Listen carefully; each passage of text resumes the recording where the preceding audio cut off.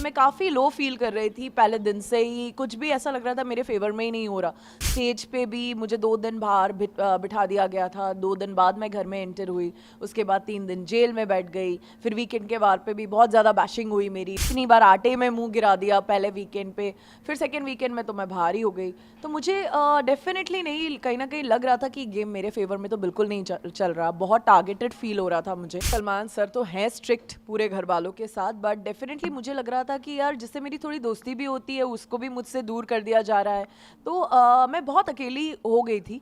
अभिषेक को बोला गया कि आप रॉन्ग कंपनी में हैं पलक और आकांक्षा के साथ। पलक एलिमिनेट हो गई थी, बची थी मैं।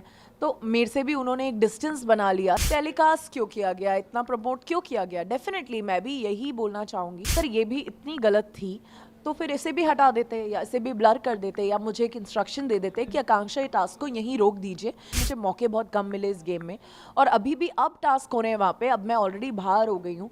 मैं चाहती हूँ कि ये सब टास्क मुझे मिलते क्योंकि मैं बहुत स्ट्रांग हूँ एज अ पर्सन।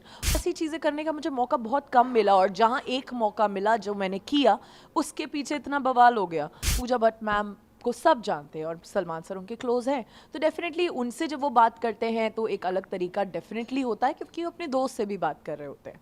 लोग बहुत खेल रहे हैं वहाँ पे। तो जब मैं भी बैठी थी मुझे लगा कि शायद या तो ऐसा ही कैरेक्टर ऐसा कुछ मुझे भी खेलना चाहिए था, पर मैंने वो नहीं किया और शायद इसीलिए मैं बाहर हूँ। बाहर आके खुशी तो बहुत हुई क्योंकि अंदर जब मैं थी मैं काफ़ी लो फील कर रही थी पहले दिन से ही। कुछ भी ऐसा लग रहा था मेरे फेवर में ही नहीं हो रहा। स्टेज पे भी मुझे 2 दिन बाहर बिठा दिया गया था। 2 दिन बाद मैं घर में एंटर हुई। उसके बाद 3 दिन जेल में बैठ गई। फिर वीकेंड के वार पे भी बहुत ज़्यादा बैशिंग हुई मेरी। बहुत ज़्यादा कुछ बोला। इतनी बार आटे में मुंह गिरा दिया पहले वीकेंड पे। फिर सेकेंड वीकेंड में तो मैं बाहर ही हो गई। तो मुझे डेफिनेटली नहीं, कहीं ना कहीं लग रहा था कि गेम मेरे फेवर में तो बिल्कुल नहीं चल रहा। बहुत टारगेटेड फील हो रहा था मुझे। बाहर जब आई तब जाके मुझे बहुत बहुत ज़्यादा अच्छा लगा जब मैंने देखा कि लोग वही बातें जिनके लिए मुझे अंदर बोला जा रहा था कि मेरी एक डिग्निटी है, ग्रेस है, मैं ऊंची आवाज़ में ज़्यादा बात नहीं करती, लड़ाई झगड़े वैसे मैंने नहीं किए, गाली गलौज नहीं हुई, किसी से बदतमीज़ी नहीं हुई। बाहर उन्हीं चीज़ों को अप्रिशिएट किया लोगों ने। बोला जैसे हम आपको सालों से जानते हैं आप एग्जैक्टली वैसी ही थी, आपने एक डिग्निटी ग्रेस मेंटेन किया। लोग चाहते थे मैं वापस घर के अंदर जाऊं। एविक्शन से खुश नहीं थे मेरे। बहुत सारे पोल्स चल रहे थे तो सब कुछ मेरे फेवर में था। फिर मैंने जनता की मतलब कुछ इंटरव्यूज़ किए रेडियो के जिसमें मैंने डायरेक्टली फ़ोन पे बात की जनता से। तो बहुत खुश थे लोग मेरे डिसीजन से कि मैंने एक टास्क को 100% दिया। और बाहर आने से थोड़े डिसअपॉइंटेड थे सब लोग, मुझे फाइनलिस्ट देखते हैं। तो ये सब जब मिला तो मिक्स्ड फीलिंग थी। बुरा लग रहा था कि इतनी जल्दी आई बाहर, बट खुशी हुई कि लोग आज भी मेरे साथ हैं और आज भी वो प्यार और सपोर्ट बरकरार है। सलमान को लेके काफ़ी बातें हुई। जी तो देखा कि सलमान ने कई सारी चीज़ें आपको बोली और जी। साथ ही साथ आपकी जिससे भी दोस्ती हो रही थी हमने देखा उसको लेकर के भी कई सारी बातें की। ऐसा लग रहा था कि शायद आपके खिलाफ है या फीलिंग हो रही थी आपके मन में कि मेरे साथ तो सलमान जी नहीं, ऐसा लग रहा था? यार देखिए सलमान सर तो हैं स्ट्रिक्ट पूरे घर वालों के साथ, बट डेफिनेटली मुझे लग रहा था कि यार जिससे मेरी थोड़ी दोस्ती भी होती है उसको भी मुझसे दूर कर दिया जा रहा है। तो मैं बहुत अकेली हो गई थी।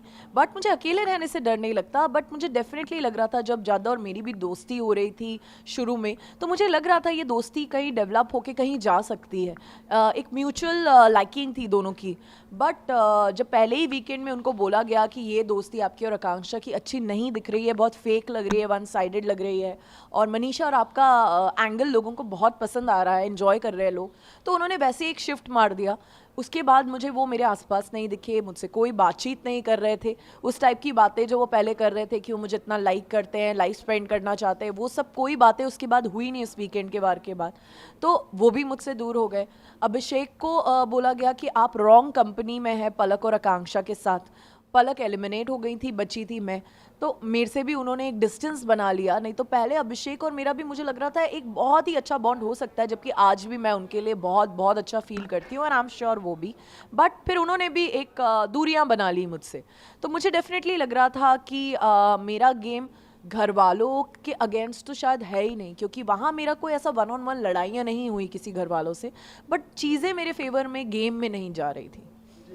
जी, जिस चीज़ के लिए सबसे ज़्यादा आपको बोला गया कि वो केस वाला जो टास्क था जी उसके बाद, लेकिन आपका इंटरव्यू भी हमने सुना पहले भी कि आपने बोला जब इतना ही वो अच्छा नहीं था तो उसको प्रोमो क्यों बनाया? टेलीकास्ट क्यों किया गया, इतना प्रमोट क्यों किया गया? डेफिनेटली मैं भी यही बोलना चाहूँगी कि अगर गलत था, क्योंकि एक जज का इंसिडेंट हुआ था जब उन्होंने पैंट्स नीचे की थी, वो कहीं भी टेलीकास्ट में ऐसा है नहीं, ब्लर है, जितना है वो भी ब्लर है, इतना दिखाया नहीं गया उस चीज़ को ना। उसके बारे में मैंने कहीं पे कुछ पढ़ा या कोई स्क्रीनशॉट देखा या प्रोमो देखा या थंबनेल देखा, तो उस चीज़ को जब वो गलत उन्हें लगी तो उन्होंने बिल्कुल अच्छे से उसको हटा दी, जनता को नहीं दिखाई। तो अगर ये भी इतनी गलत थी तो फिर इसे भी हटा देते या इसे भी ब्लर कर देते या मुझे एक इंस्ट्रक्शन दे देते कि आकांक्षा ये टास्क को यहीं रोक दीजिए, क्योंकि काफ़ी इंस्ट्रक्शन हमें वहाँ आते थे बैठ के, हमें बोल दिया जाता था आप माइक ठीक करिए, आप हिंदी में बात करिए, तो ये भी बोल देते कि इस टास्क को यहीं रोकिए, हम रोक देते अगर ये इतना गलत था।